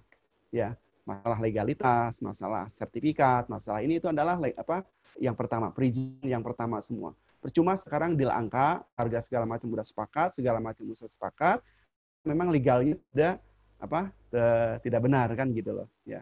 Nah, jadi marilah bukan saya mengajak yang lainnya tidak penting, semuanya penting gitu kan. Tetapi mungkin ada hal yang lupa, yang kita kadang-kadang terlupakan adalah masalah legal. Jadi saya mohon diprioritaskan di prioritas yang yang pertama. Itu aja. Dan yang kedua adalah sama-sama kita belajar untuk beradaptasi di dunia online ini. Itu aja mungkin Pak Edward. Terima kasih Pak Asep atas statement closing-nya tadi. Oke teman-teman yang menonton acara ini, terima kasih kepada teman-teman semua. Ya, jadi dari materi atau tanya jawab kita tadi atau diskusi kita ambil kesimpulan gitu ya. Untuk saat ini Indonesia itu transaksi online properti khususnya itu sebenarnya sudah ada dasar hukumnya, yaitu Undang-Undang ITE ya. Namun karena transaksi properti ini masih menggunakan dasar hukum kita itu ada yang namanya terakhir itu di AJB notaris dan PPAT. Jadi untuk transaksi online itu yang berdasarkan Undang-Undang Nomor 11 Tahun 2008 itu ya hanya mungkin bisa sebatas PPJB. Tadi ya, tapi PPJB pun itu ada instrumen-instrumen yang harus didukung seperti di email gitu kan, masih ditandatangan gitu kan. Jadi untuk AJB-nya tetap masih di hadapan notaris atau PPAT. Kesimpulan yang diperoleh dari materi ini ya. Jadi untuk transaksi online kita masih terhambat di regulasi mengenai AJB harus di hadapan PPAT secara online, seperti itu. Oke, terima kasih teman-teman atas partisipasinya yang telah menonton acara ini. Terima kasih Pak Asep, terima kasih Mas Ori, dan teman-teman semua. Kita ketemu lagi di acara webinar ERA selanjutnya. See you, bye. Ya, thank you. Assalamualaikum warahmatullahi wabarakatuh.